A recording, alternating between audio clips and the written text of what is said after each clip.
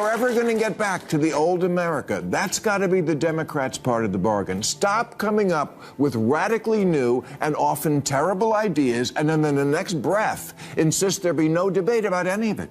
That if you don't see it right away and go along, you're bad, stupid, and deplorable. As if you were saying, duh, 2 + 2 = 5, isn't that obvious? Yeah, it's obvious you can't add.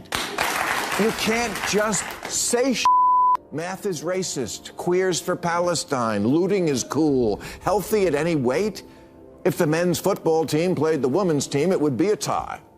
You can't just say shut, math is racist, queers for Palestine, looting is cool, healthy at any weight.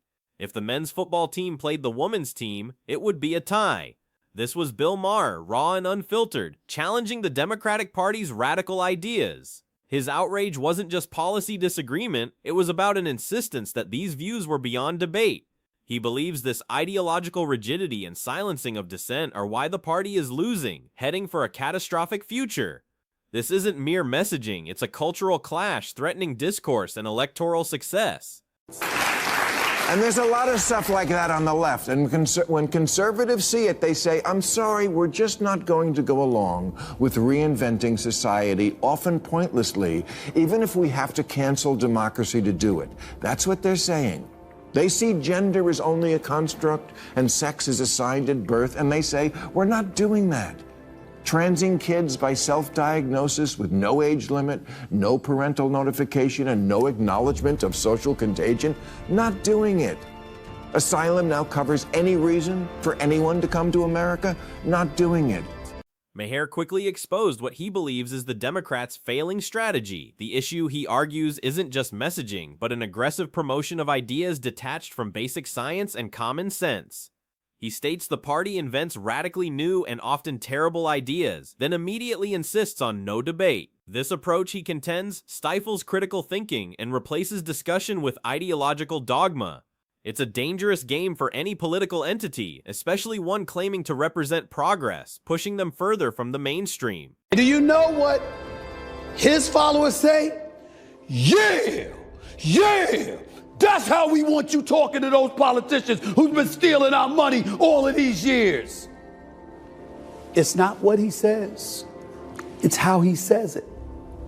He does it with vitriol and venom to show a disrespect to politicians who the public have no respect for because they feel they've been hoodwinked by those same politicians. He's using it to separate himself from the cesspool that is Capitol Hill. And how does Capitol Hill respond? By showing them they're still Capitol Hill. The consequence of this no debate stance is chilling, instantly disagree, and you're branded bad, stupid, and deplorable. Maher highlights this as an affront to intellectual honesty, comparing it to ridiculing anyone who questions 2 + 2 = 5. This tactic, he argues, doesn't foster unity, it breeds resentment and alienation. This forceful conformity pushes away allies and hardens skeptics, creating chasms instead of common ground. It's an unsustainable strategy for long-term political viability. The outspoken comedian pulls no punches, asserting that liberals' cowardice in not marginalizing their own crazies has been their downfall. He states most liberals aren't insane, but they fail to disapprove of those who are. This silence, he believes, allows extreme voices to dominate, pushing the party from the mainstream. It's an internal struggle with devastating external consequences, leaving moderates unrepresented and driving them to the opposition, fundamentally weakening the party's broad appeal. Maher revealed a truly shocking interaction with Neil deGrasse Tyson, a preeminent scientific voice. He couldn't get the genius to agree it was ridiculous for Scientific American and The Atlantic to claim sex-separated sports don't make sense. Maher, incredulous, insisted it makes perfect sense and it's obvious. This episode for him underscores a worrying trend, respected intellectuals bending to political ideology, blurring lines between fact and partisan narrative, leaving the public utterly bewildered and distrustful. This isn't merely policy disagreement. Maher argues that when leaders champion philosophies voters see as unscientific or purely ideological, they risk alienating the crucial middle ground needed to win. The core issue, in his view, is aggressive promotion of concepts detached from basic science and everyday common sense. This strategic blunder, he believes, is a primary reason for democratic struggles, creating a perception of being out of touch with the very people they aim to represent. What makes this more surprising, Maher notes, is when respected public intellectuals, known for advocating scientific literacy, lend credibility to contentious conversations. Their involvement, he suggests, blurs the line between empirical science and political ideology, confusing voters expecting clarity from experts. This perceived compromise of scientific integrity for ideological ends further erodes public trust, hindering the party from presenting a coherent, believable platform. It's a credibility crisis playing out in real time. Maher's broader point is stark. When a party prioritizes niche cultural battles over fundamental kitchen table concerns, it shouldn't be shocked when polling numbers stall and electoral momentum fades. He argues voters care more about economic stability, job security, and practicalities than abstract ideological debates. By focusing on issues distant from daily life, the party risks being seen as out of touch, fundamentally undermining its ability to connect with average Americans and secure their vote. This disconnect has severe repercussions, driving conservatives to extreme reactions, Maher contends. He relays their sentiment: "I'm sorry, we're just not going to go along with reinventing society, often pointlessly, even if we have to cancel democracy to do it." This isn't mere disagreement, it's an existential threat. It suggests the perceived radicalism of the left pushes the right to drastic measures, believing they defend foundational principles against chaotic societal overhauls. The stakes, Maher warns, could not be higher. Maher goes further, pointing to specific ideals undermining the DNC's broader appeal. He argues many voters feel uneasy with positions they perceive as attempts to reinterpret long-standing scientific and historical understandings. When messaging redefines complex topics like gender or social identity in unfamiliar, rushed ways, it generates confusion, not consensus. This approach, he contends, creates unnecessary friction with common sense, pushing away moderate voters who simply seek stability and clarity, not constant upheaval.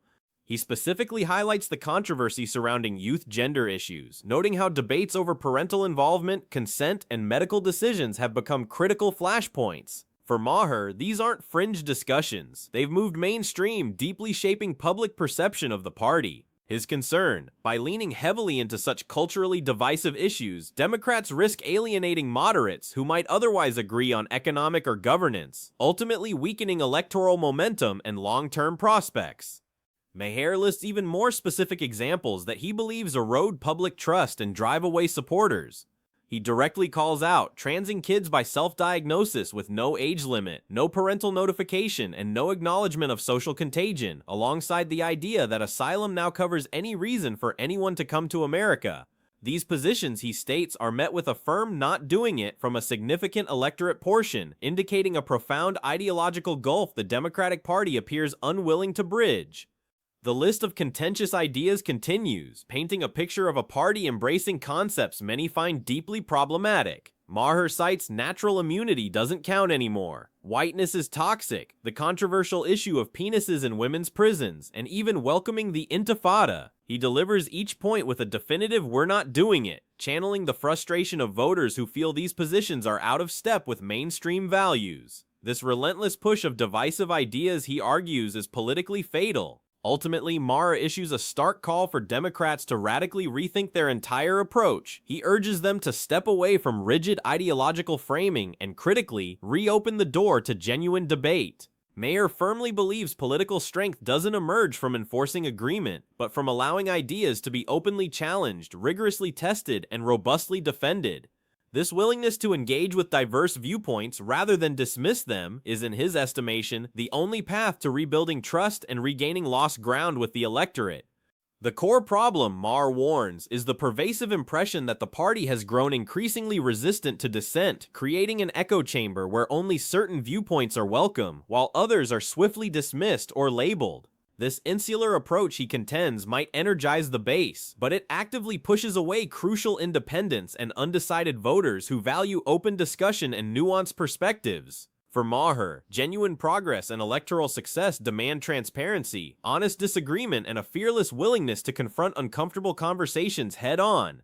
Shifting focus, Stephen A. Smith also highlights another deeply flawed Democratic strategy, the instinct to frame everything Donald Trump does in the worst possible light. Smith argues this constant outrage risks losing impact, becoming predictable rather than persuasive. He points out that demonizing Trump began long before his presidency, yet it failed to stop him from winning initially. This clear lesson, he notes, many in the party seem to ignore, doubling down on an ineffective playbook.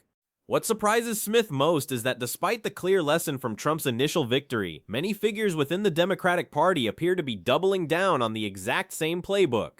Instead of offering a compelling alternative vision for the country, the focus consistently returns to attacking Trump's every move. Smith contends that voters aren't just looking for criticism, they are desperately seeking leadership, concrete solutions, and a reason to believe in something beyond endless political hostility and divisive rhetoric. Smith didn't hold back as he criticized what he sees as outright hypocrisy within the DNC's top leadership. In his view, too much of their public response feels performative, carefully staged moments designed primarily to generate headlines, not deliver meaningful, tangible change.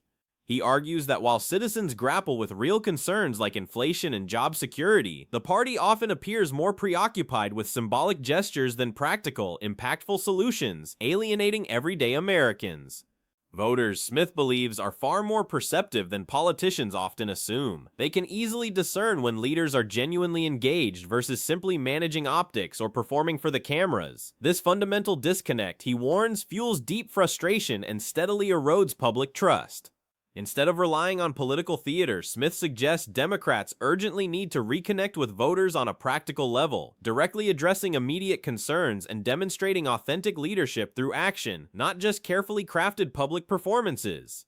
Smith draws a sharp contrast between Donald Trump's approach and the DNC's leadership. He argues Trump's appeal lies in his unapologetic directness, identifying problems, speaking plainly, and promising swift action. This frankness, Smith suggests, resonates powerfully with voters who prioritize decisiveness. Regardless of policy agreement, Trump projects clarity and intent, giving supporters the impression he means what he says. This, Smith argues, is an invaluable political currency the Democrats often lack. In stark opposition, Smith criticizes the DNC for what he perceives as overly calculated messaging and political maneuvering that often feels less transparent and more contrived. He suggests this deliberate ambiguity fosters skepticism among voters, who inevitably question their leaders' candor.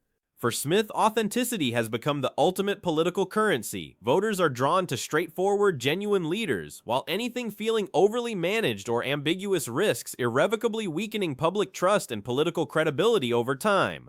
Smith argues Bill Maher, like Trump, understands a crucial truth many politicians overlook: the public's deep, simmering frustration with the entire political class. Maher taps into this by openly criticizing leaders and institutions, often with sharp, unapologetic language. His willingness to confront figures directly resonates with audiences who feel their concerns are ignored or softened by traditional messaging. This boldness, Smith suggests, positions Maher as someone unafraid to challenge authority, a refreshing contrast to perceived political caution.